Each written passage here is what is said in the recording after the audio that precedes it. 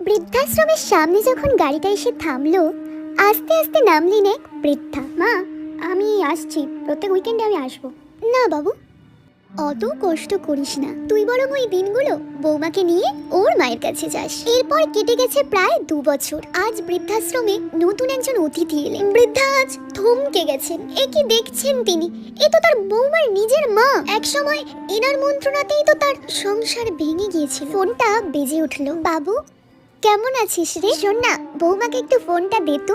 হ্যাঁ মা, বলুন। তুমি তো কোনোদিন এলে না আমার নতুন জায়গায়।